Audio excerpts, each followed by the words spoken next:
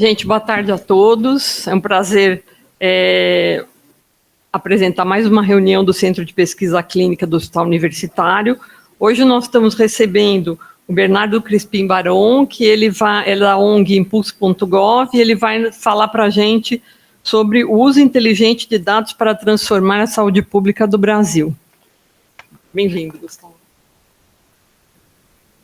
Muito obrigado, gente, pela presença, obrigado pessoal que está aí virtual também. Enquanto a gente vai montando ali, vou me apresentando. Eu sou geógrafo, cientista de dados de formação, trabalho na Impulso.gov há 2 anos e meio, e estou agora no papel de especialista em avaliação de impacto.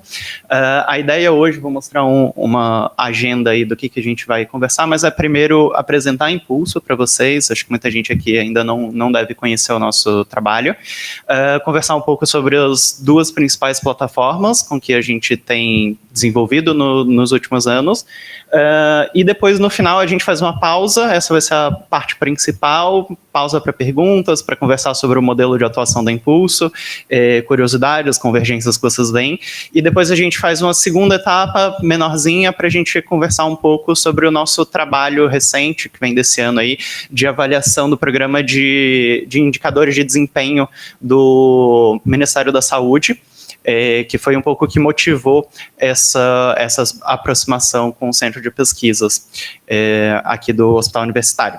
Então é isso, tudo pronto aí? Bom, vamos lá. Então, como eu prometi uma pequena agenda aí, a gente vai começar falando um pouco da nossa frente de atenção primária, da plataforma Impulso Previne. Depois eu vou dar uma passada rápida, embora não seja o foco principal aqui no nosso projeto de indicadores em saúde mental. Conversar um pouco sobre as estruturas e as parcerias que tornam possível o trabalho da Impulso como ele é hoje. Fazemos aquela pausa para comentários e dúvidas, e aí depois a gente vai para a segunda parte sobre estimativas de impacto do Programa de Indicadores de Desempenho do Governo Federal. Então, começando apresentando a Impulso, né? A Impulso é uma organização sem fins lucrativos, ela foi fundada em 2019 pela Isabel, que está aqui representada, e pelo João Abreu também, que não pode vir hoje. A missão da Impulso, desde o começo, sempre foi impulsionar a gestão pública por meio do uso de dados e tecnologia para fomentar uma melhor gestão do SUS. A gente acredita fortemente que o SUS tem um grande potencial de entregar uma redução da desigualdade no Brasil, uma melhoria das condições de vida, e que isso pode ser muito alavancado pelo uso inteligente de dados. Então essa é a nossa missão. Desde o nosso começo, aí, a gente já apoiou diretamente 100 municípios com as nossas plataformas. Nesses 100 municípios vivem mais de 6 milhões de pessoas SUS dependentes, a gente não gosta muito desse termo, mas que usam principalmente o SUS como principal forma de acesso à saúde. Isso sem contar a pandemia. Durante a pandemia, a gente teve uma plataforma de auxílio a municípios que não tinha uma estrutura tão grande de vigilância epidemiológica, de tomada de decisão. Durante esse período foi onde a gente teve um alcance mais amplo, a gente tinha mais de 1.000 municípios que acessavam a nossa plataforma, e parceria com 6 governos estaduais. E é sempre bom, muito importante reforçar que todos os nossos produtos e serviços, tudo que a gente faz, chega 100% gratuito para os municípios.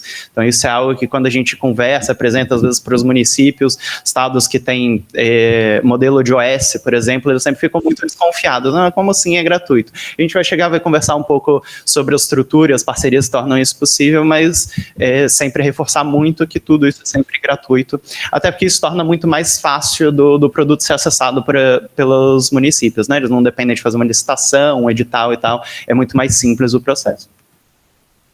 Então, trazendo aí as nossas frentes de trabalho, como eu mencionei, a gente foi fundado em 2019, como vocês podem imaginar, são 4 anos. Pelo menos 2 anos desses foram muito tomados pela pandemia e pela resposta à pandemia, né? A gente tinha outros projetos em saúde que já estavam iniciando, mas ninguém mais queria saber deles, de atenção à gestão naquele momento, tudo precisava ser relacionado à pandemia, né? Então a gente passou muito tempo da nossa história, da nossa primeira metade da nossa vida ligado à resposta à pandemia, e uma vez que a pandemia foi aos poucos arrefecendo, a gente começou a fazer um planejamento estratégico do que a gente via que a gente poderia se concentrar e agregar mais ao SUS, e aí decidimos por duas frentes principais. Uma é de saúde mental, de melhoria do acesso e qualidade nos serviços de saúde mental, que hoje estão bastante focados na rede de atenção psicossocial, mas que a gente está expandindo também nesse ano para abranger saúde mental na atenção primária. E a nossa plataforma de dados em atenção primária, que é o que eu vou começar falando aqui para a gente conhecer um pouquinho mais. Então, antes de trazer isso, eu queria dar um pouco a dimensão do problema que a gente está conversando aí nessa frente de atenção primária. Se a gente pegar uma série de indicadores aí, que logo menos a gente vai discutir exatamente por que estão esses indicadores, então, indicadores de doenças crônicas não transmissíveis, indicadores de acompanhamento pré-natal, o que tem como consequência o fato de hoje isso não ser totalmente universalizado com uma qualidade ideal. A gente está falando aí, juntando todas essas causas que estão apresentadas, de 57 mil mortes anuais pelas nossas contas estimativas, que também um pouco o tema, como a gente chegou nesses números, a gente vai conversar na segunda parte. Mas a gente está falando de um problema bastante sério, né? A gente pode comparar com os números da pandemia de 700 mil mortos, de fato é uma coisa em uma outra escala, mas se a gente olhar todo ano, a gente tem uma fração bem grande disso que está silenciosamente aí deixando de ser abordada, captada, tratada por condições relativamente simples de serem tratadas no SUS. E basicamente isso a gente está falando da saúde pública, né? A saúde pública brasileira pega aí de 75%, 80% da população brasileira, e a população mais vulnerável, a população que em indicadores socioeconômicos é uma população que tem menos acesso tipicamente aos serviços públicos. A gente não está sozinho como Impulso Público, como Impulso Gov. A gente está num ecossistema que está pensando o SUS, está propondo soluções para o SUS, e uma parte muito central desse ecossistema é o próprio governo, né? O governo federal, os governos estaduais, os governos municipais, toda a pactuação que eles fazem entre si.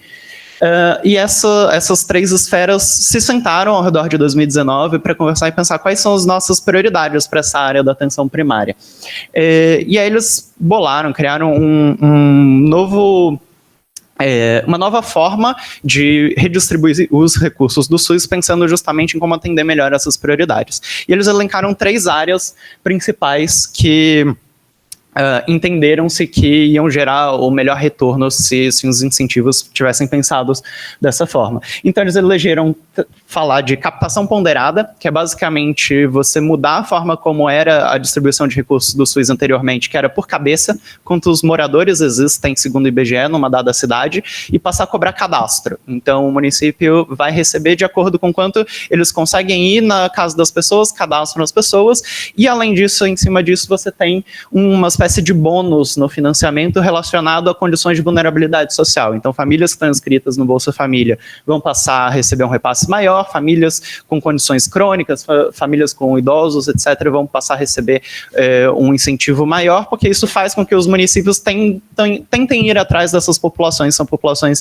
que têm menos acesso. Além disso, eles estruturaram um programa de pagamento por desempenho, que é o que a gente vai conversar um pouco mais, e de ações estratégicas, que são ações mais pontuais, por exemplo, de informatização, de criação de consultórios odontológicos, de equipes de atenção ribeirinha, atenção à população de rua. Todas essas são questões mais pontuais que, para implementação, tem um incentivo temporário que o Ministério da Saúde gera. Mas hoje a gente vai conversar um pouco mais do pagamento por desempenho. Por que na Impulso Gov isso chamou bastante atenção da gente? Por que a gente tem trabalhado ao redor desse conceito?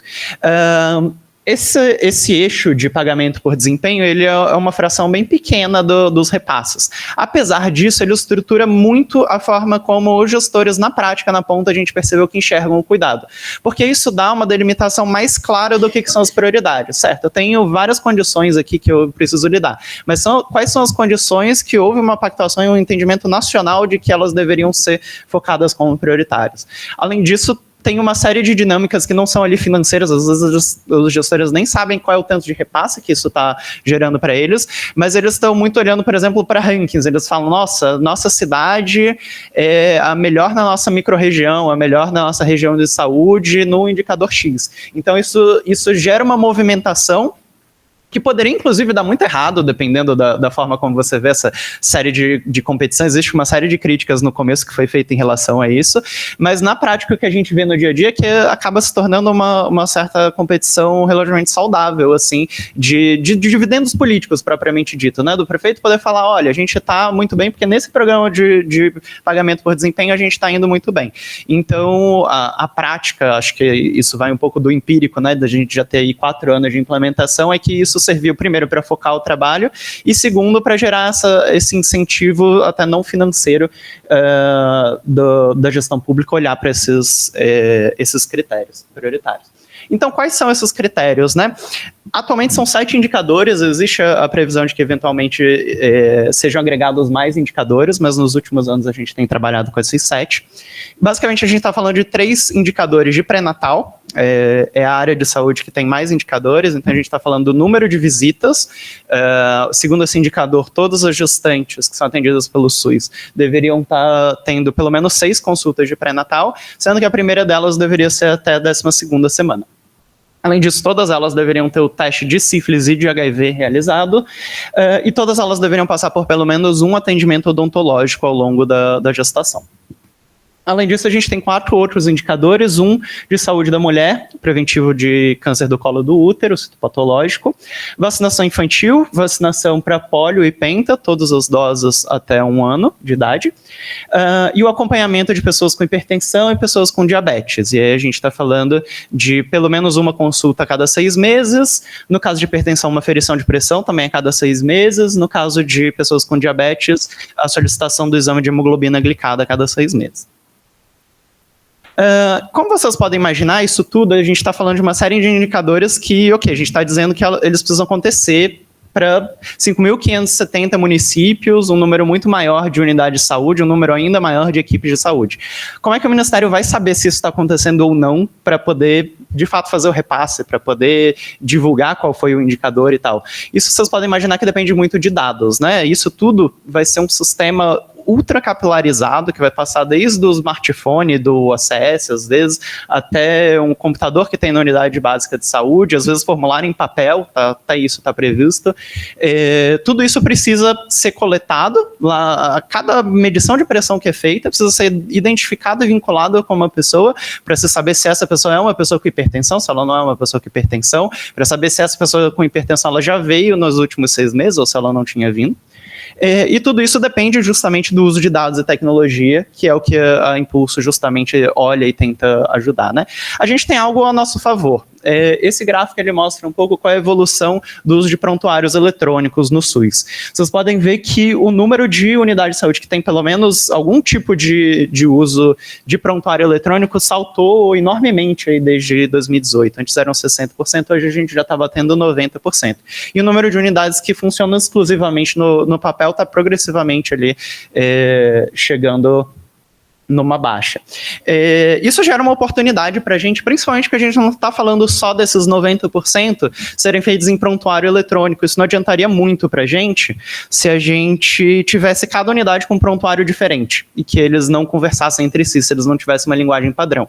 Mas, felizmente, por a gente ter um sistema que é único de saúde e que tudo precisa conversar por questões de repasse, por questões de acompanhamento, tudo isso precisa conversar com o Ministério da Saúde, todos os prontuários, mesmo que eles sejam privados, eles precisam conversar com o prontuário do Ministério da Saúde. Existe um formatinho padrão que todo município precisa ter para fazer o envio desses dados. Então, isso garante para a gente, para Impulso Gov, para qualquer organização que queira trabalhar com isso, que existe um formato em que qualquer município do Brasil que você vai entrar, desde Oiapoque, até, enfim, Campo Grande, qualquer município, pequeno, grande, eles sempre vão ter pelo menos um computador na Secretaria de Saúde que vai conversar a mesma língua. E a gente pode se aproveitar disso para criar produtos, serviços que vão possibilitar que a gente atenda de forma muito escalável todos os municípios. Então, qual é essa realidade, né? A gente tem algo a nosso favor, que é essa informatização crescente do SUS. A gente tem um registro de dados que já é feito em muitos casos, e a gente vai nos municípios, a gente vê que as pessoas, principalmente o pessoal da enfermagem, auxiliares de enfermagem, eles são muito preocupados com garantir que estão fazendo o registro correto, de ter um prontuário bem preenchido. Então, você tem essa coleta diária de milhares de dados, mas muitas vezes esses dados não voltam, né? Existe essa cobrança de que seja feito o registro, mas eles não voltam na forma de inteligência de como que eu posso melhorar o meu trabalho. É muito legal você, Ministério da Saúde, você, ONG, você que quer que seja, chegar lá e falar, olha, você precisa registrar melhor os seus dados, porque isso é importante. Ok, mas se eu não vejo isso voltar para o meu trabalho e possibilitar que eu entenda melhor a pessoa que está no meu território, isso é muito difícil de você conseguir manter isso a longo prazo. E o resultado final disso acaba sendo uma oportunidade perdida de cuidar melhor das pessoas que estão no território. Justamente para atender essa demanda, essa dificuldade, que a gente criou o Impulso Previne. O Impulso Previne é a nossa plataforma de indicadores em atenção primária. Ela é composta por conteúdos, por apoio técnico e por ferramentas.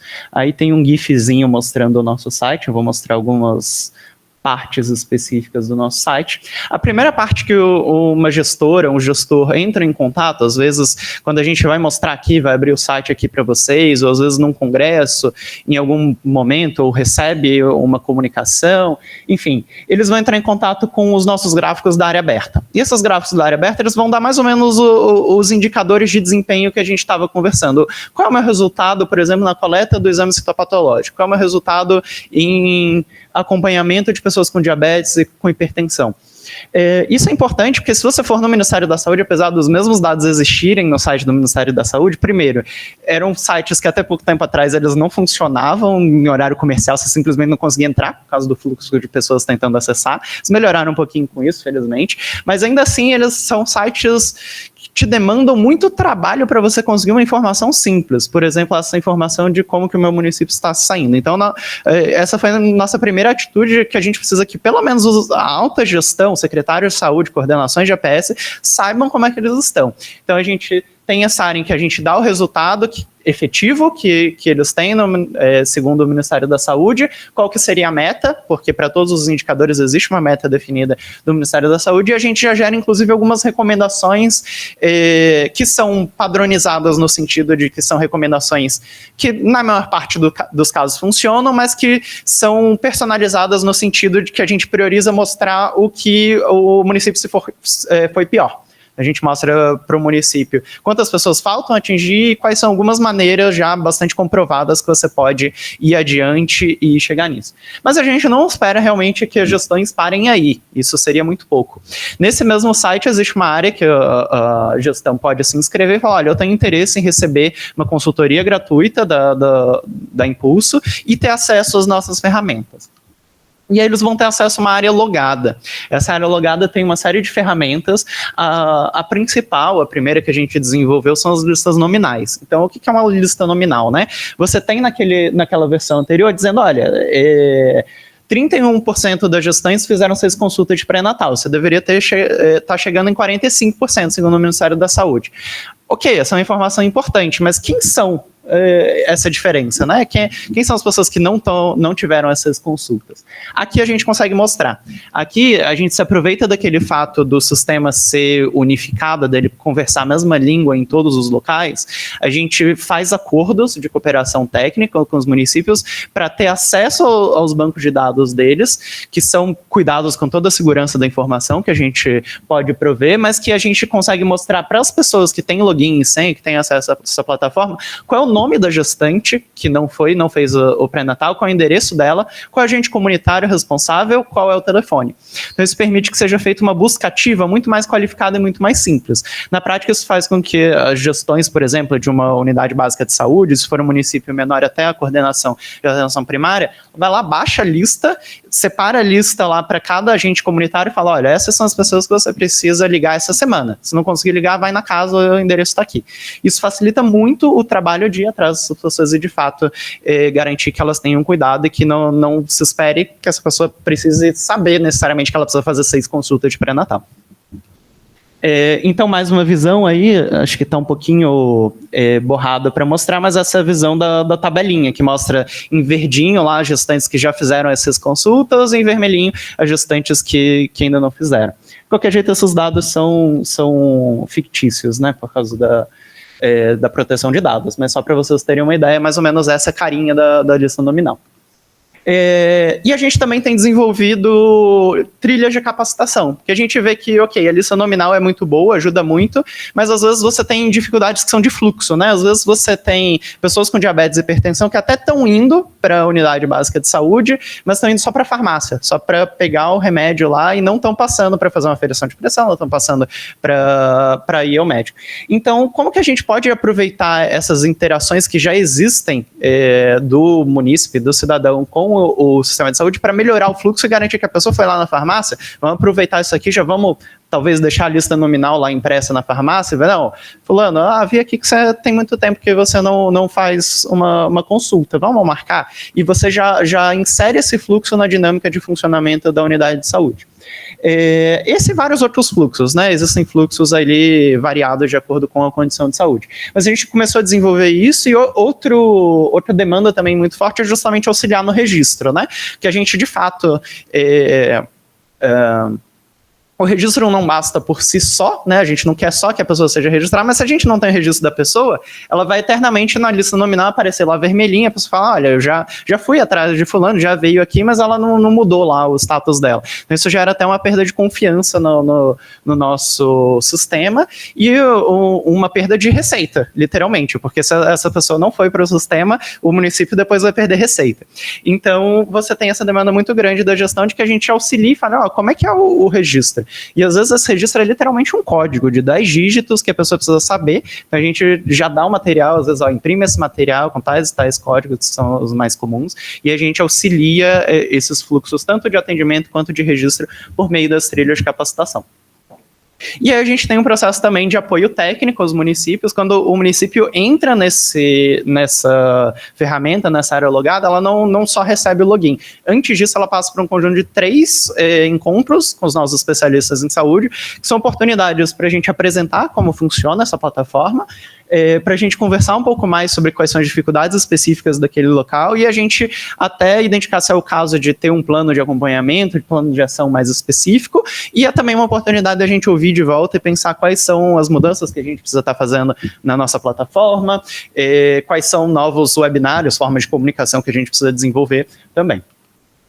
E aí um depoimento de uma profissional de Viçosa, isso veio da nossa avaliação qualitativa, a gente fez recentemente uma avaliação independente do Impulso Previne, e uma das falas que a gente gostou muito foi essa, de Viçosa. Para ser sincero, eu nunca tinha feito monitoramento das gestantes aqui na unidade. Na minha cabeça, todas já tinham feito os exames.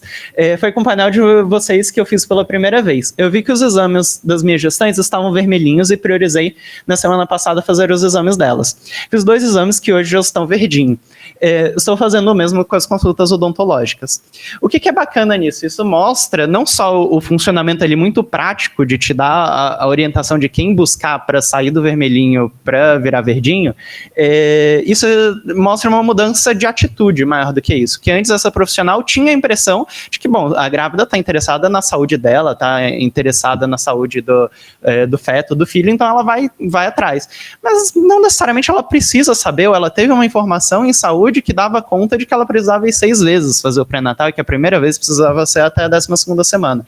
Então isso já traz um pouco a responsabilidade que muitas vezes na cabeça do profissional de saúde seria do munícipe, que às vezes não tem acesso à informação para saber disso. Isso leva a responsabilidade de volta para a gestão, mais do que isso, dá ferramentas para a gestão para que ela cumpra com essa responsabilidade.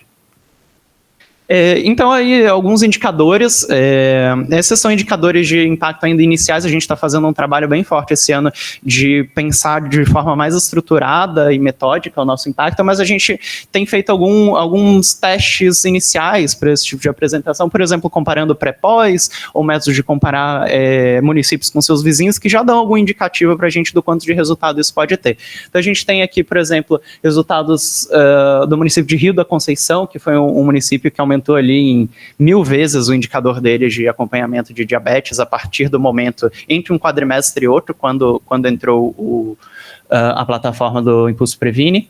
A gente tem resultados semelhantes aí aparecendo para pré-natal, para os indicadores de pré-natal, um exemplo aí de Minasul, em Goiás, que também teve aumento em todos os indicadores, bastante significativos. Um comparativo aqui já olhando para a média de todos os municípios, né, para mostrar, não são só municípios específicos, mas se a gente olhar todos os municípios que já tiveram acesso às listas de pré-natal, a gente teve um aumento ali de 8% a 9% no indicador de todos os indicadores de pré-natal.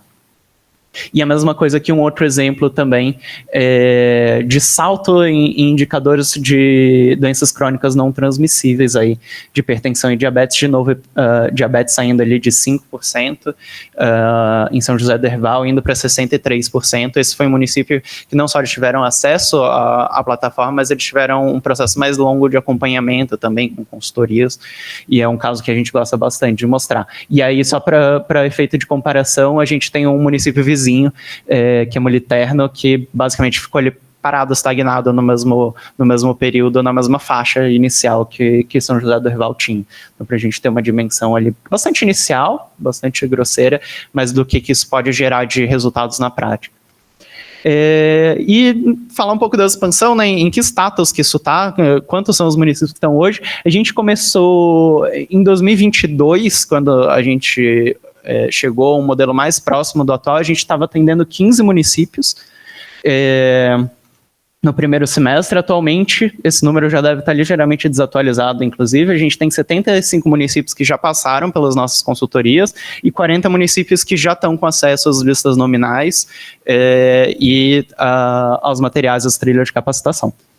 E se a gente falar da nossa área aberta, né, aquela área de inteligência para mostrar o status geral dos indicadores, a gente já teve acessos em todos os estados brasileiros e a gente tem 913 municípios que já tiveram acesso, 250 mil visualizações nos últimos 12 meses. Então, é uma escala bastante grande que a gente está atingindo. E, em consequência disso, a gente está com uma fila de espera bem grande. Essa fila de espera está em 380, mas o último dado ali é de dezembro de 2022. Eu imagino que desde o último congresso que a gente teve no Conasens, que foi o primeiro do ano passado, foi esse aqui que o João estava representando a Impulso, que a gente fechou um acordo de cooperação técnica com a entidade que representa os secretários de saúde municipais. A partir desse momento a gente escalou tremendamente, porque essa é uma parceria muito importante para a gente, ela dá um grau de confiança para os gestores muito grandes. Eles conhecem o trabalho do Conasens, que é a instituição que representa eles, e quando o Conasens faz uma parceria com a gente, recomenda e fala, olha, eles são confiáveis, eles de fato são gratuitos e tal, isso gera esse aumento. Recentemente a gente teve um segundo congresso do Conasens, então imagino que esse número já tenha saltado bastante nos últimos meses. Esse foi o Impulso Previne, então vou aqui dar um passo atrás, esperar um pouquinho, e vamos falar da nossa segunda frente de atuação. Até agora a gente falou de indicadores, de áreas que foram priorizadas pelo Ministério da Saúde, em pactuação com outras áreas, mas isso foi antes da pandemia. E é algo ainda bastante limitado, existe a intenção de aumentar o número de indicadores. Na Impulso, a gente tenta olhar para além disso também, a gente tenta olhar, enfim, para vários critérios do que se relaciona a impacto, e lá no começo, quando a gente estava saindo da pandemia, não só pelo legado da pandemia, mas por historicamente, mesmo antes disso, já ser algo que demanda bastante, que muitas vezes a gente vê que não tem a devida atenção no SUS, a gente decidiu que a nossa outra área estratégica seria de saúde mental. E aí, qual é a situação da saúde mental? Tanto no mundo quanto no Brasil, a gente está falando de uma crise global que só escalou aí a partir da pandemia. No Brasil, são 45 milhões de pessoas, um número estimado aí, que sofrem com algum tipo de transtorno de saúde mental. Os mais comuns são ansiedade e depressão, seguido ali de uso de álcool, substâncias. Então, a gente está falando de quase 1/4 da população brasileira que tem algum tipo de transtorno. E se a gente for olhar os recursos dedicados a isso no SUS, são só uma fração disso, são algo que não dá conta da escala do problema. E aí, como organização interessada em tecnologias, em dados, a gente foi fazer uma pesquisa nesse momento preliminar, ainda nesse momento de definição das nossas frentes de trabalho, o que existe em termos de indicadores de acompanhamento de dados no SUS. E a gente, de certa forma, tomou um susto de descobrir que as pessoas nas gestões da rede de atenção psicossocial, elas muitas vezes não sabem nem quantas pessoas são atendidas pela rede dela. A gente teve experiência de fazer essa pergunta para gestores de centros de atenção psicossociais, os CAPs, elas falam, se eu quiser saber esse número, eu vou precisar mandar um WhatsApp para todos os gestores de CAPs no meu município, elas vão precisar olhar um livro e vão precisar contar lá uma a uma quantas são as pessoas. Então, isso são dados, às vezes, muito básicos, que a gente chama de habilitadores, de enablers, que são dados, enfim, eu preciso ter mais um centro de atenção psicossocial ou não? Eu estou atendendo uma demanda maior de mulheres, de crianças, de pessoas usuárias de substâncias ou pessoas com transtornos crônicos, enfim, onde que eu preciso orientar a minha capacidade, os meus recursos, né?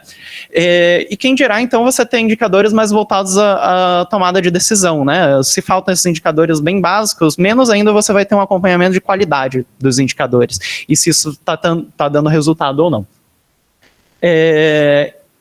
Então, essa é a realidade e a gente tentou mudar essa realidade. E aí a gente está falando também de um painel parecido com a ideia do Impulso Previne, que a gente mostrou antes. Mas nesse caso, a gente está falando de definir os indicadores. A Impulso, junto com 3 municípios pilotos que a gente teve entre 2021 e 2022, a gente trabalhou com Aracaju, Aparecida de Goiânia e Recife para definir quais que poderiam ser um bom pacote de indicadores para a saúde mental, já que, ao contrário da atenção primária, isso não foi nem definido pelo Ministério da Saúde. E o resultado disso foi essa plataforma. A gente disponibiliza esse conjunto de métricas na plataforma, sistematiza as informações em visualizações que tentam ser muito simples. É importante dizer que o profissional típico, médio da atenção psicossocial no Brasil é um profissional que não tem contato muitas vezes com dados, nunca teve, às vezes até tem uma certa resistência a isso. Então a gente passou muito tempo de fato de pesquisa, de conversas para entender qual seria o formato que faria sentido, que seria a terminologia que faz sentido para a saúde mental, e a gente oferece essa plataforma junto com o suporte dos nossos especialistas. Então a gente está falando aí, como eu falei, de dados muito básicos, de perfil do usuário, quantos são, quais são os transtornos que foram diagnosticados, qual a idade média, em como eles se distribuem no território pelos diferentes estabelecimentos, mas a gente está falando também de alguns indicadores que tentam dar um passo além. E aí um que a gente sempre dá de exemplo é a taxa de abandono. É algo que a gente pega simplesmente, o único registro que eles fazem é quantas vezes a pessoa foi no CAPS. A gente fala, beleza, a gente pode ver quem foi e deixou de ir nos primeiros meses, por exemplo. E aí isso dá uma dimensão para a gente, por exemplo, se a busca ativa nesses CAPS está funcionando direito. Ou então se... independente da busca ativa, se ele tem uma oferta de serviços, de oficinas e tal, que está conversando com a demanda, com o que se espera desse serviço pelos usuários, ou se eles estão tendo uma oferta, às vezes, muito pequena, não tem oficineiros, estão oferecendo oficinas que não fazem sentido, e a pessoa simplesmente não volta. Então, a gente consegue dar uma dimensão tanto temporal, quanto em quais estabelecimentos que isso é pior, como que se distribui de acordo com o diagnóstico que a pessoa teve. Hoje isso está acontecendo também por meio de uma área logada, que desde o último ano a gente lançou.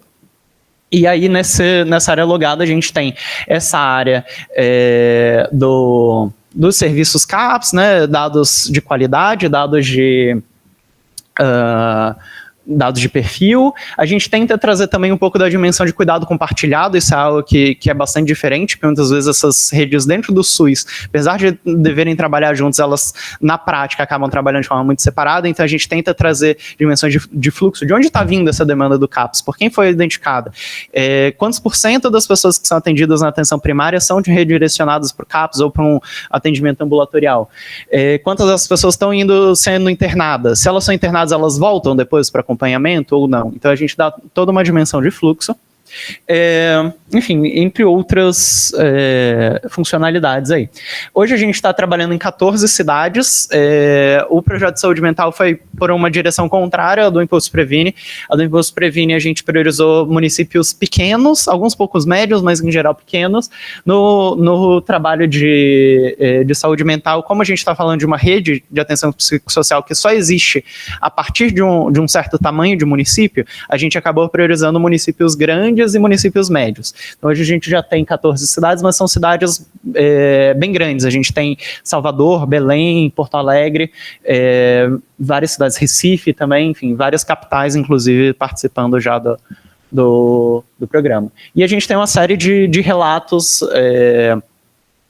das pessoas, principalmente ao longo dos pilotos, que a gente estava trabalhando de forma mais junto, e a gente conversava toda semana e ouvia os relatos deles, e eles traziam, por exemplo, que isso ajudou eles a terem um direcionamento de tomada de decisão mais qualificado, que trouxe elementos mais concretos para a atuação profissional. Então você tinha uma dinâmica de trabalho, muitas vezes de cobrança. O coordenadora ia lá, cobrava os profissionais, vocês precisam fazer mais, precisam fazer melhor, mas isso era baseado só numa percepção pontual. Uma vez que você vai lá e leva um gráfico de série temporal e você mostra, olha, a gente precisa fazer melhor porque a gente está perdendo aqui o torque, falta muito para a gente chegar onde a gente deveria, e aquilo vai nortear todas as discussões de uma forma mais concreta, né? E aí, alguns municípios, até municípios que já tinham um pouco mais de costume de usar dados, como era o caso de Recife, por exemplo, a pessoa que tinha esse costume de fazer relatórios internos falou, olha, eu até saberia fazer isso com alguma dificuldade, mas isso livrou tempo para que eu possa passar mais tempo analisando o dado, ao invés de passar tempo buscando isso no Ministério da Saúde. Enfim, esses são os nossos grandes 2 projetos. Queria, antes da gente abrir para perguntas, só conversar brevemente um pouco sobre a estrutura da Impulso. Eu falei um pouco, enfim, temos 380 municípios na fila, temos 14 municípios com indicadores de saúde mental, sendo várias capitais. Falei que tudo isso é gratuito. Eu imagino que, se vocês forem desconfiados como bons cientistas, e como são também os nossos gestores públicos que a gente atende, vocês devem estar com uma pulguinha atrás da orelha de como é que isso é possível, né? Então, eu queria um pouco trazer a história da Impulso, quem está lá. Como eu falei, foi uma ONG fundada em 2019 pelo Isabel, pelo João, recentemente nem tanto, há um ano atrás entrou o Pedro, que é nosso diretor de produtos. Hoje a gente tem uma equipe, além dos 3... de 40 pessoas e crescendo, então a gente tem uma estrutura que em 4 anos virou bem grande para padrões do terceiro setor brasileiro.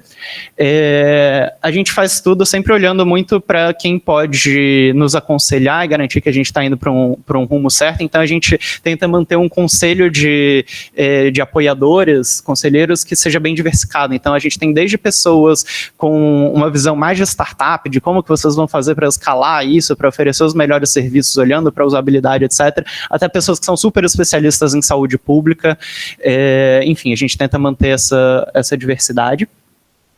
E a gente tem parcerias que para a gente são super importantes. Eu já destaquei, por exemplo, a do CONASENS, né, que é o Conselho de Secretários Municipais de Saúde, que para a gente é super crucial e super estratégico. Tem a Frente Nacional de Prefeitos também nesse aspecto. E tem uma série de apoiadores financeiros. Como que isso tudo pode ser possível e pode ser gratuito, né? A gente trabalha com a ideia de investimento privado social, então a gente vai atrás de empresas que têm um braço de filantropia, que muitas vezes não tem nem para quem doar na área de saúde, às vezes são da área de saúde, mas não tem para onde direcionar esses recursos, porque o ecossistema do terceiro setor em saúde, como eu falei, é muito escasso, ou você vai estar falando de OSs, que são... tem uma outra proposta completamente, né? E a gente tem, lógico, as nossas prefeituras parceiras que acabam fazendo boca a boca para a gente também. E tudo isso também tem gerado bastante reconhecimento, que se traduz de volta em mais oportunidades de parcerias, de financiamento. Recentemente a gente está fechando uma parceria com o BNDES, que vai possibilitar a gente aumentar muito a escala do nosso trabalho. A gente já recebeu reconhecimentos internacionais também, da MIT, Under 25, INSPER, Fundação Lema, enfim, além de repercussão na imprensa. Enfim, essa era um pouco a primeira parte. Vou dar uma pausa agora para ouvir um pouco as perguntas, percepções, curiosidades várias, antes da gente conversar um pouco mais sobre o impacto do Previne Brasil. Bom, Isabel, Bernardo, parabéns aí pela iniciativa. Acho que Excelente isso daí. O interessante é que vocês focam muito na procura de faltantes, né? E a base da saúde pública, que foi estabelecida pelo Paulo Souza, quando ele, em 1919, né, ele funda o primeiro centro de saúde, que é o Instituto de Higiene, depois a Faculdade de Saúde Pública da USP, ela foi baseada justamente nessa perspectiva, né, e com isso indo atrás dos faltantes do tratamento, não, do acompanhamento de tuberculose e hanseníase, e principalmente dos contactantes, que a gente conseguiu reduzir a incidência dessas duas doenças antes da antibiótico-terapia, né? Então isso é absolutamente fundamental e que passou a ser esquecido, né? Como isso é importante. Eu tenho assim uma pergunta, mas antes disso eu preciso fazer uma declaração. Quer dizer, eu sou responsável na USP aqui, pela Superintendência de Saúde, e um dos nossos objetivos aqui é que a universidade como um todo, que tem, quer dizer, nós temos 3 hospitais terciários, né, 2 hospitais secundários, 4 centros de saúde próprios, somos ligados a 2 grandes redes municipais de atenção primária, né, isso na parte assistencial, fora o que nós temos, né, na parte acadêmica, científica mesmo, de formação. Mas nós queremos que a universidade tenha uma organização para poder trabalhar, né, visualizando o futuro em termos de indicadores, e não só pensando em epidemias, mas em outros agravos, né? Então, é o convite para que você se junte a nós aí, né, e nos auxilie, porque vocês estão com uma tecnologia muito boa, gostei muito. Eu tenho a questão da saúde mental, eu tenho uma questão que parece que se esqueceu aí da epidemiologia. Quando nós estamos fazendo inquéritos de saúde mental, a gente trabalha com 2 conceitos que são fundamentais, que é o estado da pessoa e o traço, né? E frequentemente isso está se misturando e está se dando umas prevalências muito elevadas, que é traço mais estado, né? E aí, quando você fala que teve uma taxa de abandono alta, eu posso te dizer que talvez uma grande parte disso daí seja pessoas com traço, né, que teve aquilo lá, e por que não voltou? Porque não precisa, né? Então, quer dizer, ontem a Folha de São Paulo, Datafolha, fez um inquérito também, que vocês viram aí, a mesma questão, quer dizer, não está diferenciado o que é estado e traço, né? Então, esse é um alerta técnico para vocês, mas temos mais coisas a conversar, acho que tem mais gente para falar aí. Acho que eu posso responder primeiro, depois a gente passa para outra, pode ser?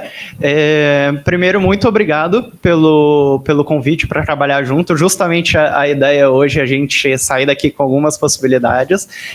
Vou trazer um pouco na segunda parte, justamente o que a gente tem feito numa parte mais de pesquisa, que para a gente é muito importante saber onde que a gente pode causar mais impacto. Isso a gente depende muito da produção da epidemiologia para orientar a nossa tomada de decisão. Nós somos muito práticos, né? Como vocês viram, a gente está muito preocupado aqui em fazer contato com os gestores, deles entenderem a informação que a gente está trazendo para a gente. A gente depende que tenha alguém aqui na academia olhando e passando anos pesquisando para dar para a gente qual é a prevalência, por exemplo, senão a gente vai tomar uma decisão incorreta, né? E eu acho que essa conversa entre quem tem a dimensão de como que isso vai ser usado na prática, que informações que hoje faltam mais, e essa conversa entre quem tem a capacidade de criar esse conhecimento em pesquisa é algo que a gente pode ainda melhorar muito, e é um pouco a nossa ideia aqui hoje. Trazendo um pouco sobre a questão de saúde mental, sobre prevalência e principalmente sobre esse fenômeno do abandono,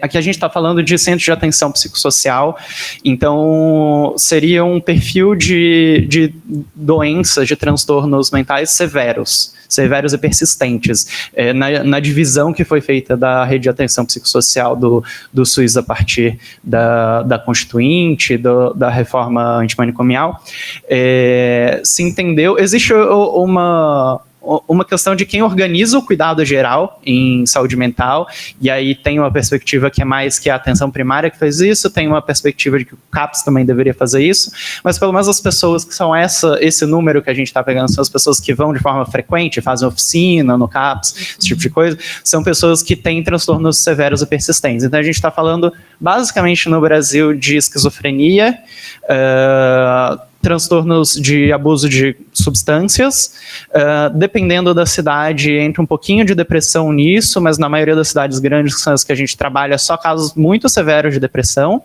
e tem os CAPs infantis também, que aí vão trabalhar com uma perspectiva mais de autismo, transtornos de desenvolvimento. Então, esse indicador de abandono, ele já foi pensado tendo um pouco em vista isso. Foi justamente a gente conversando com gestores falando, uma pessoa que tem, por exemplo, esquizofrenia, que chegou aqui depois de uma série de episódios de surto, ela conseguiria melhorar? Você estaria seguro de dar alta para essa pessoa depois de um mês? Não, um mês não, é muito pouco.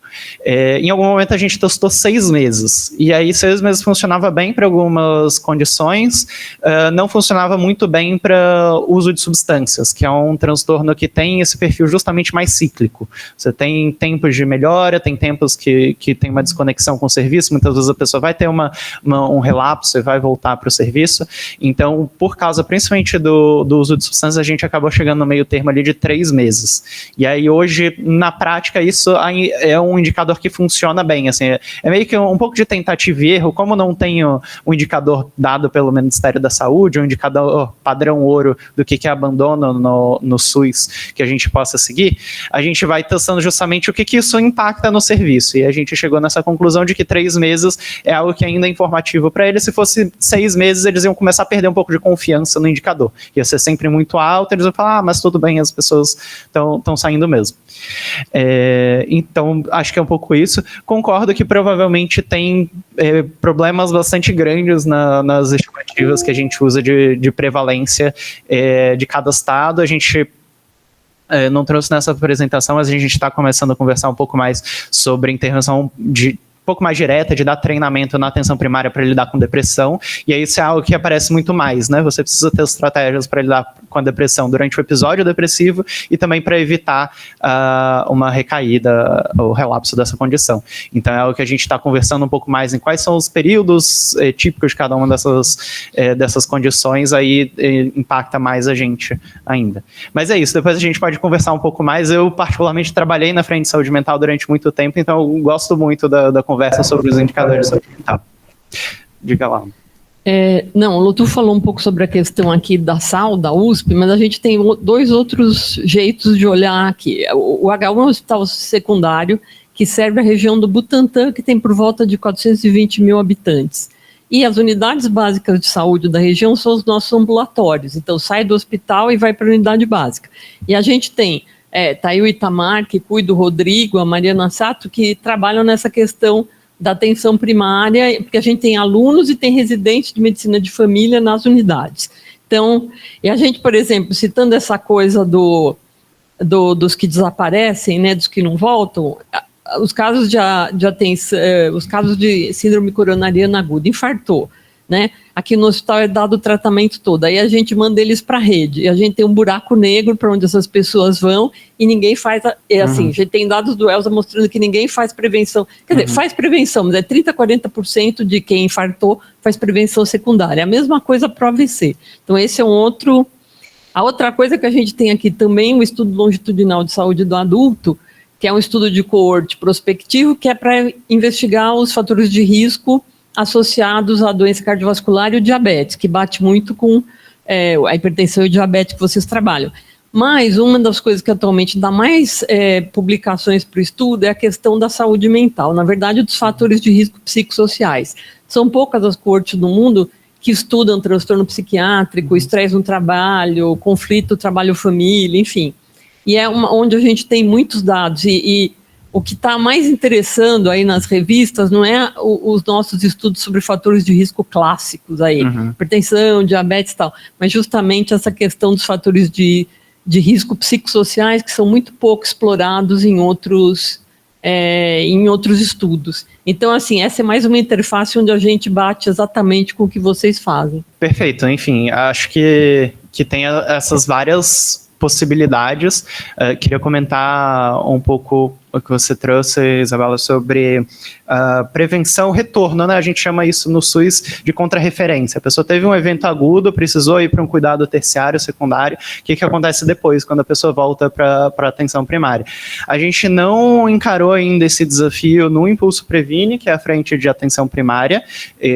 Atualmente a gente tem focado bastante nessa frente dos indicadores bastante processuais, bastante básicos que o Ministério da Saúde traz, justamente porque a gente já tem um baita incentivo que foi dado para a gente do Ministério da Saúde, então a gente fala, vamos aproveitar esse incentivo, vamos trabalhar dentro disso, e depois a gente pensa o que a gente pode trazer, até a partir do aprendizado que a gente tem conversando, quando a gente traz essas questões, trazendo para os gestores, a gente identifica novas oportunidades de atuação. Em saúde mental, especificamente, a gente fez isso. Como a gente estava partindo do zero e criando esses indicadores, um dos indicadores de rede que a gente trabalha, de fluxo entre rede, é o retorno após um evento de internação em saúde mental. A gente pega os dados das autorizações de internação hospitalares, que são dados públicos, a gente tenta fazer uma linkagem de base de dados a partir de alguns dados que não são identificados, mas que são poucas pessoas que têm transtorno grave, então na maioria dos municípios a gente consegue ter alguma granularidade ali e perceber que aquela pessoa que foi internada tal dia, saiu tal dia, ela era usuária de um CAPS naquela mesma cidade, ou então que ela não era usuária do CAPS, e aí a gente dá várias possibilidades. A pessoa já era usuária da rede de atenção psicossocial e foi internada. Isso pode acontecer, porque você espera que de fato exista uma cobertura grande, mas você quer que com o tempo esse número não seja muito alto, porque idealmente você está conseguindo prevenir os agravos, né? O outro caso em que você tem uma pessoa que não era atendida antes e ela enfim, sofre um agravo em saúde mental, é internada, a gente quer saber, bom, ok, teve um agravo, mas essa é uma oportunidade muito grande agora para a gente passar a fazer um cuidado crônico dessa pessoa, um acompanhamento mais detalhado. Essa pessoa que está saindo da internação, ela nos próximos meses, ela passou por uma avaliação na rede de atenção psicossocial, então a gente consegue dar essa visão, ainda não nominal, não quem são as pessoas que estão, mas a gente já teve inclusive experiência num município piloto que a partir disso foi atrás da Subsecretaria de Vigilância Epidemiológica, falou, você consegue gerar para mim a lista de pessoas? E a partir disso, até eles conseguem tomar esse tipo de atitude, né? Então, eu acho que é super um caminho importante, uma vez que você já tem uma identificação de uma pessoa que não estava coberta pela rede antes, bom, vamos aproveitar essa oportunidade para cuidar dela daqui em diante. Então, eu acho que é algo que para todas as condições de saúde, assim, é o que a gente deve olhar. Tá, eu queria falar um pouco sobre a Impulso Previne. Primeiro, parabenizar, né, uma iniciativa muito, muito bacana. E em relação aos indicadores, eu vejo que são muitos indicadores de processos. Então, por exemplo, quantos pacientes tiveram diabetes, tiveram hemoglobina glicada dosada? Vocês pensam em olhar também em resultados? Então, por exemplo, qual que é a proporção que tinha hemoglobina glicada dentro das diretrizes do SUS? Ou, por exemplo, uma colpocitologia oncótica que veio positiva. Qual a proporção dessas mulheres que teve segmento, que teve tratamento, etc.? Obrigado. Boa, muito boa a sua pergunta, Rui. Isso é algo que a gente estava, inclusive, discutindo essa semana com o Ministério da Saúde, com a Secretaria de Atenção Primária. Como vocês sabem, teve uma mudança de gestão, e a gestão que pensou o Previne Brasil, esse programa de pagamento por desempenho, não é a gestão que está implementando ela hoje. E a saúde brasileira é um transatlântico, é muito difícil de você mudar rumos. Então, hoje, você acabar com esses indicadores, provavelmente você gera um risco, inclusive, de retrocesso muito grande, de perder, jogar o bebê junto com a água do banho fora, né? E tem um retrocesso muito grande, mas tem uma vontade muito grande pelo próprio Ministério da Saúde de se olhar de novo para esses indicadores e pensar, ok, a gente quer parar em processos? Eu acho que o processo, ele tem uma vantagem, provavelmente foi o que levou eles a serem os primeiros indicadores para a gente olhar, não a Impulso Gov, mas pactuado nacionalmente entre o Secretário de Saúde, o Ministério da Saúde, porque ele é mais fácil de você acompanhar, né? Você tem ali, em teoria, na prática a gente sabe que até o registro disso é complicado, mas em teoria você tem o registro de quem foi, quando e o cadastro dessa pessoa. Então foi simplesmente uma questão de viabilidade que levou a isso a ser privilegiado. Acho que a gente deveria parar aí? Não. Existe uma perspectiva, por exemplo, no caso de acompanhamento de diabetes. Talvez a gente deveria estar olhando para qual é o resultado da hemoglobina glicada das pessoas, se ela está ficando dentro de uma faixa de referência. Mas uma coisa para controle de pressão. A pessoa está, durante essas aferições de pressão, não só a aferição de pressão foi feita, mas ela está controlada ou não, e idealmente a gente deveria estar convergindo para uma proporção cada vez maior da população estar com a pressão controlada.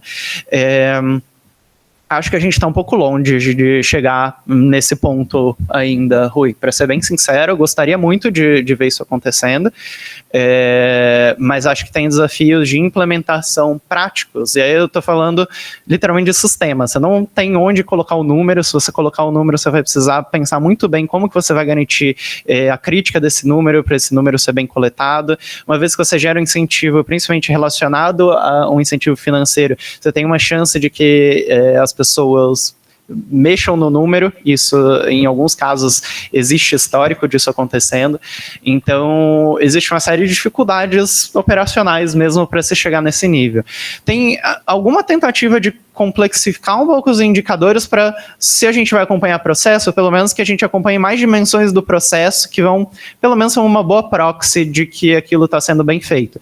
Então, esses indicadores, por exemplo, que a gente está trazendo hoje, eles já mudaram um pouquinho o formato deles. Antigamente, você olhava só para aferição de pressão, você não olhava para ter uma consulta médica. Então, hoje, entre os primeiros anos do Previne Brasil e hoje, eles já mudaram um pouquinho para adicionar ainda o requisito da consulta médica. A mesma coisa nos indicadores de gestantes. Antes você não tinha a definição de que a primeira consulta de pré-natal precisaria ser até a 12ª semana. Isso já foi colocado. Então, são tentativas ali de você fazer um ajuste fino dos indicadores para você chegar em algo que seja um proxy um pouco melhor da realidade de se aquilo tem uma chance. Isso garante necessariamente a qualidade do atendimento? Não, é algo que a gente vai discutir, inclusive, na segunda parte, a gente tentar chegar no quanto que isso significa ou não, mas acho que ainda tem bastante caminho a trilhar nesse ponto. Tudo bem, eu sou Mariana. Primeiro eu queria parabenizar a apresentação de vocês e o projeto também, e o que eu queria comentar é o seguinte: assim como o professor Lotuf e a professora Isabela comentaram, a gente aqui da faculdade tem bastante vinculação com essa região oeste da cidade de São Paulo. E uma situação que nós enfrentamos é a seguinte: na atenção primária a gente sabe que existem várias qualidades de médicos que atuam, alguns que têm formação específica e a grande maioria que não tem. E eu gostaria de saber se, através da ferramenta que vocês desenvolveram, haveria a possibilidade de fazer uma análise de se os indicadores que vocês encontram são diferentes, a depender das equipes e a qualificação dos médicos, porque a gente tem há um tempo conversado que seria muito importante demonstrar que quando você tem profissional qualificado na assistência, isso acaba tendo efeitos em termos de, enfim, processo e resultados. Boa, Mariana, ótima pergunta também. Não fazemos isso hoje, mas é totalmente possível de ser feito, sim. Os dados que são registrados, eles vinculam o profissional que prestou um atendimento ao que aconteceu. Eu acho que tem uma questão de pensar qual é o resultado, né? Porque muitas vezes o resultado de um atendimento bom ou ruim, ele vai vir depois de vários anos numa complicação ou não. Atendimento feito ou por um especialista ou por um não especialista, se, por exemplo, de uma gestante foi feito exame de HIV e sífilis. Acho que esse é um pouco muito simples, porque tem uma boa convicção, um entendimento geral de que isso precisa ser feito, não é algo que eu imagino que vai surgir muita diferença, mas você poderia ver que tipo de registros que foram feitos associados àquele atendimento, que foram disparados por aquele atendimento. Enfim, acho que é algo que precisa pensar bem quais são os indicadores aí exatos. Tem um problema muito grande também em relação a registro. Esses indicadores, eles estão progressivamente melhorando no Brasil como um todo, e existe uma grande discussão se é de fato a saúde que está melhorando, e acho que em parte tem esse efeito de foco, de focalização do problema, mas tem um efeito também de melhoria de registro, né? Uma vez que aquilo é cobrado pelo Ministério, as pessoas vão registrar mais. Então, se você quer ver, por exemplo, em pré-natal, se você quer ver o registro de hepatite B, você já vai ter um problema muito maior do que de testagem de HIV e sífilis, por exemplo, ou de distribuição de suplementos de ferro e ácido fólico. Você provavelmente vai ter que ir para outro sistema, e aí eu nem sei te dizer exatamente se isso vai ser bem registrado ou não. Me parece que a farmácia ainda tem alguma chance de ter um bom registro, mas dentro da atenção primária você vai ter dificuldades ali de registro se não for um desses indicadores aqui. Bom, então nessa segunda parte eu queria um pouco mais conversar justamente um pouco o que a gente já começou a introduzir aqui na nossa discussão sobre o Rui perguntando, né, temos uma série de indicadores, são muitos indicadores de processo, mas será que esses indicadores de processo significam de fato uma melhoria da condição de saúde da população brasileira? O que isso significa na prática? Isso foi algo que também é muito importante para orientar o nosso entendimento, né? E para orientar as pessoas que dependem da gente, que dependem do nosso trabalho. E aí eu vou começar essa parte com um exemplo fictício, mas muito baseado na realidade. Essa personagem fictícia, Carolina, ela é coordenadora de uma UBS, chamada Dona Maria Quitéria, a UBS. Ela tem 32 anos, ela é enfermeira, coordenadora de uma UBS. Essa UBS é uma das 8 unidades de saúde no município de Saudópolis, que tem ali cerca de 5 mil usuários cadastrados na área dela. Vocês podem ver que é um município bem pequeno, nada parecido com Butantã, que a gente está falando aqui de 420 mil habitantes. Mas mesmo nesse território pequeno de 5 mil habitantes, que a Carolina precisa cuidar de garantir uma saúde de qualidade, ela vai ter que lidar com uma série de problemas diferentes. Ela vai ter que olhar desde pessoas com doenças crônicas não transmissíveis, diabetes, hipertensão, saúde mental, vai precisar lidar com endemias, epidemias de vírus respiratórios. A gente teve exemplo da Covid, mas a gente tem sazonalmente surtos de gripe, vírus sincicial respiratório, enfim, que para vários públicos específicos vai precisar demandar uma atenção específica, vai lotar o pronto-socorro, enfim, tem arboviroses, chikungunya, zika, dengue, e toda a parte de promoção da saúde bucal, pré-natal de qualidade, acompanhamento, vacinação infantil, acompanhamento infantil, e para uma população brasileira que está cada vez mais envelhecendo, todo o cuidado com o envelhecimento saudável, que parte aí desde da saúde mental, garantia de saúde mental para idosos em situação de isolamento, exercício físico, acompanhamento de situações demenciais, enfim. Então é muita coisa para a Carolina ter que lidar. E às vezes a Carolina, ela acha que ela está enxugando gelo, porque ela faz reunião de família, discute caso, e o sentimento dela é que só chega problema, e que por mais que ela tente fazer alguma coisa para melhorar o atendimento da unidade de saúde dela, ela acaba tendo que lidar basicamente com a demanda espontânea que essas várias atividades têm, tendo que lidar com as demandas do Ministério, de Previne Brasil, etc., e ela sente que ela não está conseguindo melhorar. Só que a Carolina é uma pessoa muito orientada a dados e evidências, e ela segue a Impulso Gov no Instagram, e ela manda uma mensagem direta pra gente falando, gente, como é que vocês podem me ajudar a melhorar de fato o cuidado que eu presto para essas pessoas. Então tem várias formas, como a gente conversou, que a Impulso Gov tenta fazer isso, não só para a Carolina, mas para várias gestoras com o perfil da Carolina no Brasil todo, né? A gente tem gerado essas pílulas de conteúdo, materiais de apoio, então não necessariamente você precisa entrar no site, no Impulso Previne, está na área logada, você pode simplesmente se cadastrar na newsletter e receber materiais de apoio que vão te orientar como fazer um mutirão, vão te orientar como você melhorar um determinado fluxo. A gente faz periodicamente webinários, que a gente coloca nós, os especialistas de saúde, para conversar diretamente com as pessoas que estão na ponta e tirarem dúvidas sobre encaminhamento clínico, por exemplo, de determinadas condições. A gente faz trilhas de capacitação, que a gente já conversou, faz as listas nominais para direcionar mais ainda o cuidado. A gente tem as consultorias que tentam olhar especificamente para os problemas de cada município, e a gente está sempre de olho em novas funcionalidades. Então, por exemplo, a gente tem pilotos ou planejados, ou pensados, ou já feitos em alguma medida com distribuição direta de mensagens para lembrar as pessoas, por exemplo, de irem fazer o preventivo. A gente tem testes de georreferenciamento de condições de saúde, então a gente está sempre de olho em como que a gente pode oferecer novos serviços. Mas qual é a questão, né? A gente tem essas ferramentas, tem uma caixa de ferramentas que a gente pode olhar, mas a gente precisa saber para que a gente vai diferenciar entre todas aquelas condições de saúde que a Carolina precisa lidar, onde que ela vai ser mais efetiva, né? Como é que a gente pode olhar para os indicadores que a gente tem de dados e falar, não, a gente precisa fazer mais pílulas, mais webinários sobre vacinação infantil e não sobre crônicos, ou o contrário. Como que a gente toma essa decisão? Antes de ter um olhar mais cuidadoso, a gente falou, ok, a gente sabe que os do Previne Brasil tiveram uma pactuação, tem incentivos do governo federal, mas a gente quer ir além, a gente quer saber, tem alguma diferença entre esses indicadores? Ou tem outros indicadores além desses 7 que a gente deveria estar olhando também, que não foram priorizados pelo Ministério da Saúde? E aí como que a gente pode olhar para isso, né? A gente usa um quadro mental que a gente chama de importância, tratabilidade e negligência.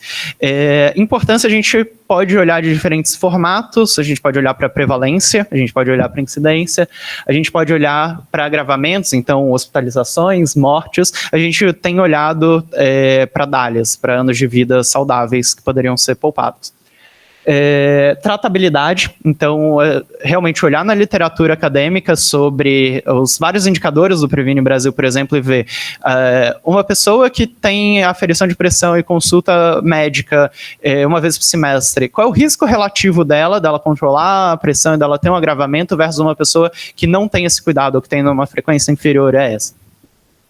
E negligência. E aí é literalmente olhar qual é a população descoberta no Brasil. Então a gente olha basicamente pelos indicadores do Previne Brasil, pelos indicadores do Ministério da Saúde e tenta colocar uma estimativa de subnotificação, que a gente sabe na prática que essas condições são menos registradas, a cobertura delas, do que elas deveriam ser. Às vezes isso está sendo feito na prática, mas não é registrado devidamente. E aí dá um exemplo como que a gente olha para esses números. Eu vou pegar o exemplo do exame citopatológico.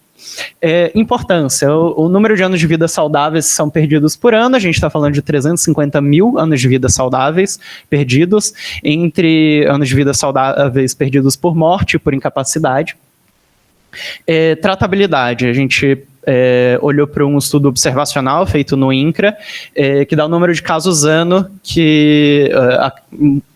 fatalidade por casos por ano, no diagnóstico de estágio 1 versus no diagnóstico de estágio 4, ou seja, cânceres que são diagnosticados precocemente versus que são diagnosticados tardiamente. E a gente vê que tem uma razão de risco ali de 27 vezes. De novo, isso é um estudo observacional, então tem uma série de questões que a gente vai trazer nas limitações, mas já dá uma dimensão pelo menos de ordem de grandeza de que é uma condição que é muito tratável se ela for descoberta logo. Então, se você tiver uma boa cobertura do citopatológico, você tem uma expectativa de que isso seja bastante efetivo. E a cobertura no Previne Brasil, a gente tem em 2019, o nosso ano de referência ali, tinha uma cobertura de 13%.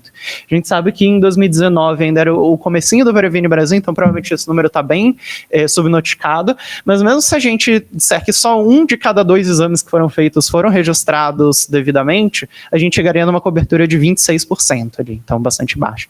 Se a gente usa esses 3 números para tirar um denominador comum aí de quanto que isso geraria de anos de vida saudáveis poupados, a gente chegaria por ano no número de 330 mil anos de vida saudáveis. Fazendo uma conta ali só para a gente ter uma noção, pegando a expectativa de vida ali de 76 anos e dizendo que essa expectativa de vida fosse vivida completamente saudável, sem um resfriado, sem nada, isso seria 4,3 mil vidas saudáveis completas. Então é um número bastante significativo em termos de pessoas. A gente fez isso para o citopatológico, mas a gente fez isso para os 7 indicadores também. Então esses são os resultados desse trabalho que a gente queria trazer.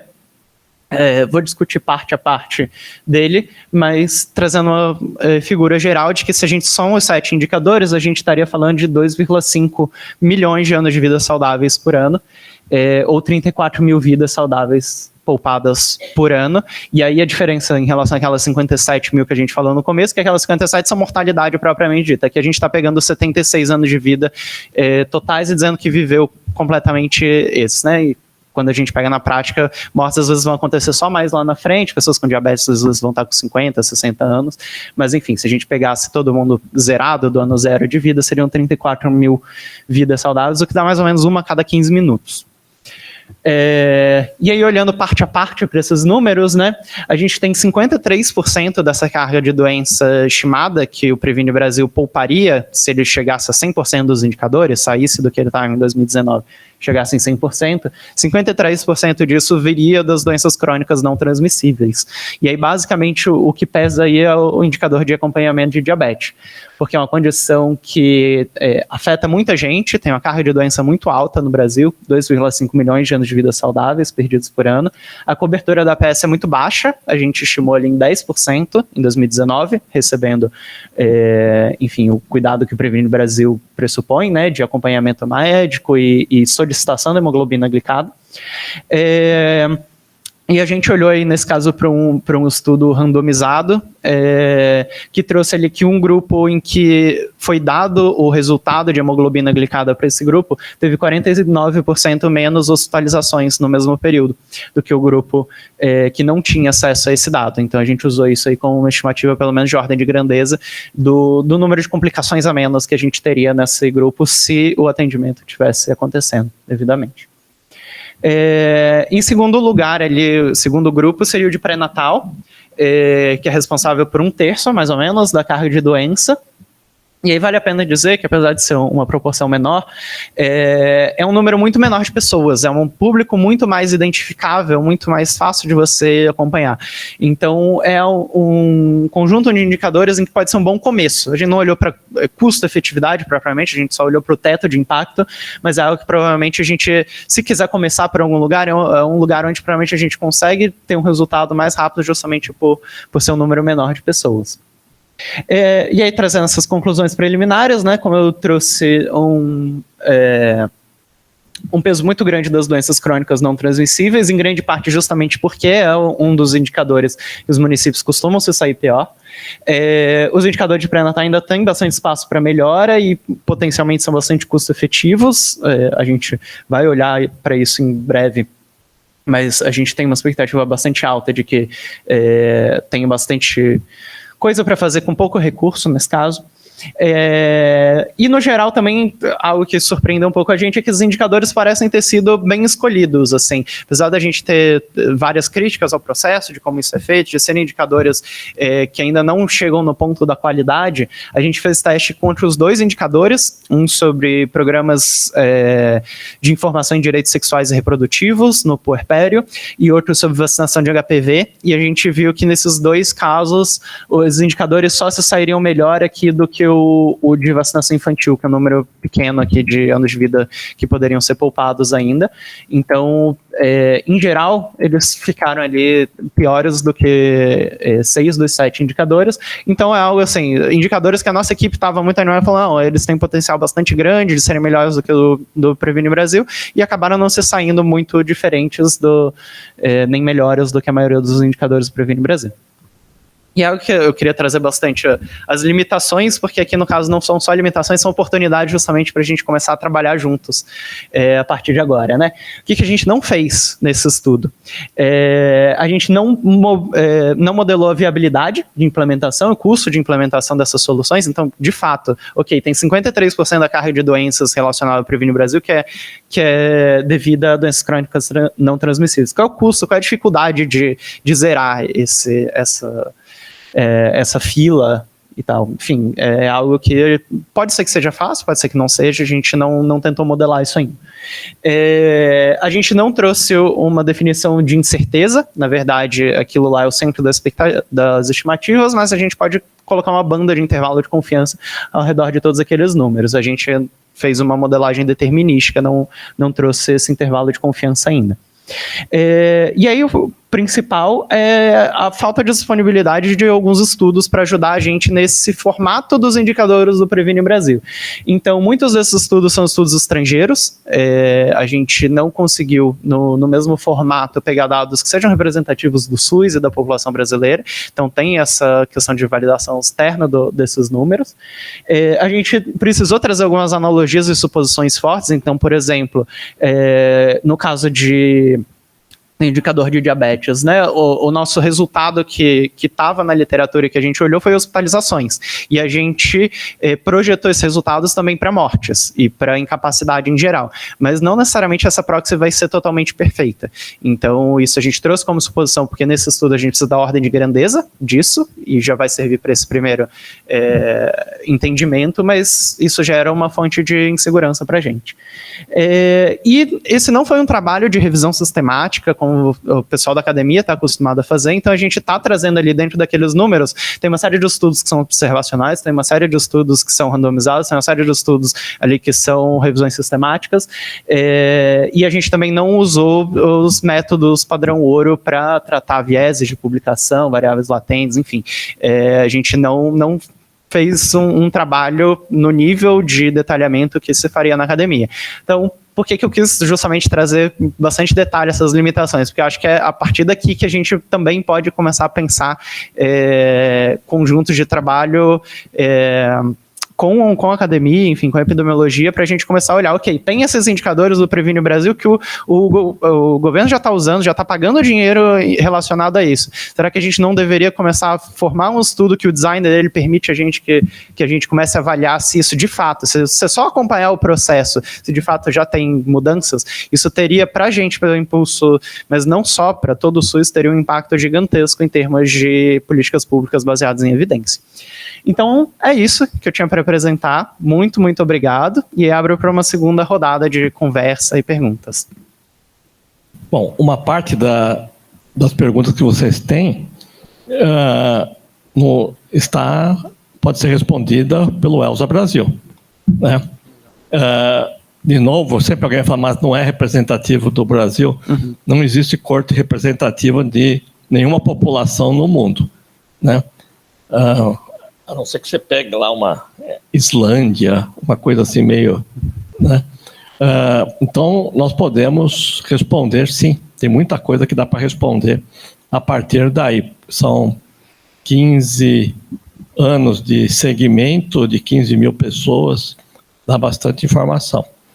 Agora, uma ideia que eu tenho das doenças, da questão do diabetes e da hipertensão, é que nós temos que realmente mudar radicalmente a forma como a gente faz a abordagem, né?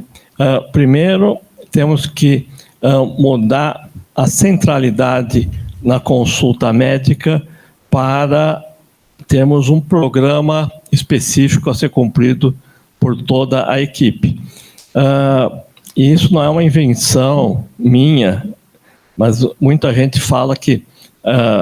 mostrou que quando surgiram os antibióticos para tuberculose, cada médico dava uma coisa, não sei o que lá, e todos os governos passaram a estatizar a tuberculose, a hanseníase, né, e ter uma programação, o governo dá o remédio, e aí sim você conseguiu ter, né, o controle da tuberculose e da hanseníase. E para mim a questão das doenças crônicas é exatamente essa, né? Não dá para médico ficar escolhendo se vai fazer isso, fazer aquilo, né? Médico tem muito mais coisa para fazer, só para atender queixas, né? Ouvir os pacientes, pela famosa escuta privilegiada é o fundamental. O restante a equipe dá para fazer dentro de protocolos, né? Levei isso para o Ministério, o pessoal está estudando isso daí, mas nós vamos ter que avançar nesse... nós temos que avançar para essa nova abordagem. Tem comentar esse ponto? Tem, acho que bastante claro para várias condições de saúde já, que modelos que tendem a ser mais custo-efetivos do ponto de vista de intervenção, de política pública, em geral usam esse conceito de task shifting, né? Que é você tirar trabalho do médico ou do especialista e você confiar cada vez mais no resto da equipe de saúde, que no SUS a gente sabe, enfim, tem diferentes deficiências de formação, de educação continuada, mas que são equipes em geral, bastante qualificadas e muito interessadas em ouvir e fazer o trabalho deles. A gente vê isso no dia a dia. E uma vez que você tem a disponibilidade de formação para dizer exatamente o que precisa fazer, porque muitas vezes a gente chega no município e eles falam, vocês são as primeiras pessoas que vieram trazer formação para a gente desde que eu tô aqui, sabe? Que não tem do Ministério. Então tem uma demanda muito grande de saber, eu quero fazer alguma coisa, eu quero melhorar o atendimento, eu não quero ter essa sensação de enxugar gelo, que é o que a gente escuta muito. E toda a equipe está muito comprometida em relação a isso. Acho que no caso das doenças crônicas não transmissíveis tem um potencial muito grande para outros profissionais trazerem ali um cuidado. Os profissionais de enfermagem na parte de monitoramento dessas condições, os profissionais de educação física, profissionais de nutrição, enfim, acho que todo o SUS, justamente a perspectiva de integralidade dele é uma promessa ainda não cumprida no cuidado dessas condições e que certamente a gente precisa olhar.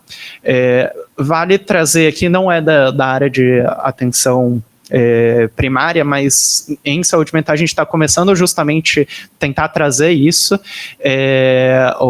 Nossa intervenção que está sendo gestada e está começando com um piloto agora é justamente como que você treina profissionais de enfermagem, outros profissionais das equipes de saúde para dar um aconselhamento inicial sobre questões de saúde mental, porque a gente tem evidências em nível internacional de que esse tipo de abordagem pode diminuir muito a demanda que depois vai chegar num psicólogo, num psiquiatra, que hoje são especialidades que você vai ter uma fila de 1 ano e meio, 2 anos em muitas capitais, ou municípios pequenos nem tem, e aí é impossível de você conseguir de fato dar conta. Eu acho que doenças crônicas não transmissíveis, inclusive a depressão é uma doença crônica também, acho que todas elas têm um pouco essa característica de você poder fazer muito ainda com outros profissionais que não são os profissionais mais caros e mais difíceis de contratar para o SUS. Bernardo, eu sou Itamar. Primeiro, parabéns pela apresentação, parabéns pelo trabalho. Eu queria fazer 2 perguntas relacionadas tanto a estimativa de impacto que você apresentou, né? Eu acho que é muito importante ter essa diretriz do impacto para direcionar mesmo os esforços, mas eu queria colocar 2 reflexões e ver como que vocês vêm trabalhando isso.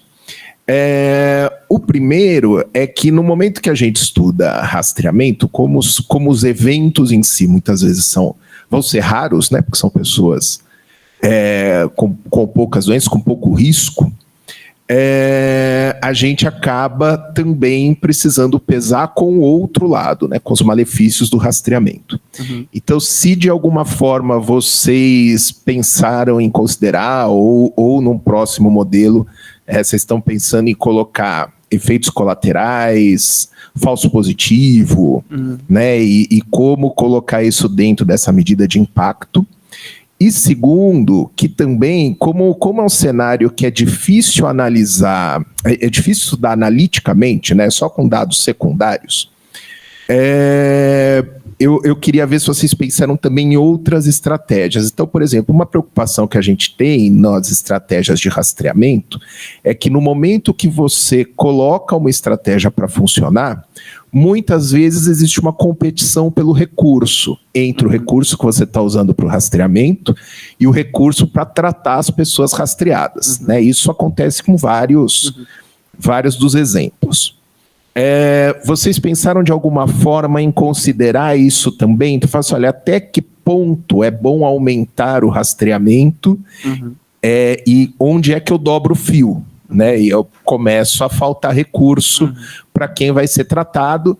E aí, um pouquinho à frente, se vocês pensarem em usar populações virtuais, algum estudo de simulação para isso também. Perfeito, muito boa a pergunta. A gente ainda não chegou numa etapa de sofisticação em que isso viesse a entrar aqui. Me parece que onde isso vai começar a ser mais importante quando a gente vai estar olhando um pouco para o custo. Eu acho que isso entra como um custo oculto aí da possibilidade ou de você ter um agravamento, um tratamento desnecessário ali, enfim, efeitos colaterais. Tá bom. Me parece que a melhor forma de modelar seria nessa etapa do estudo. em relação à segunda parte da pergunta, né, sobre competição de recursos. A gente não olhou especificamente para uma competição entre o trabalho de rastreamento e acompanhamento crônico dessas condições versus tratamento.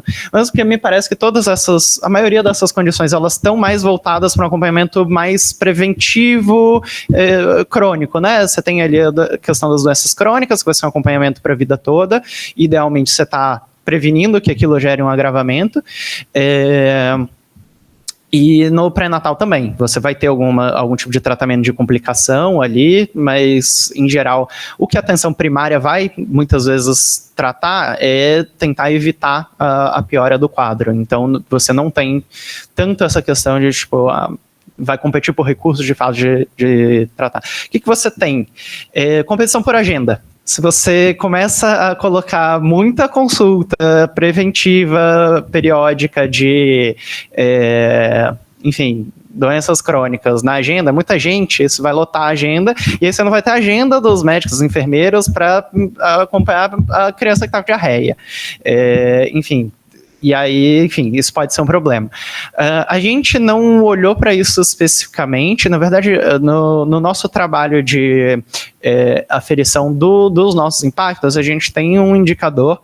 Esse é um conjunto de números que eu não trouxe aqui para a gente conversar, mas a gente vê quanto que a gente está gerando em relação ao contrafactual dos municípios que a gente não trabalha.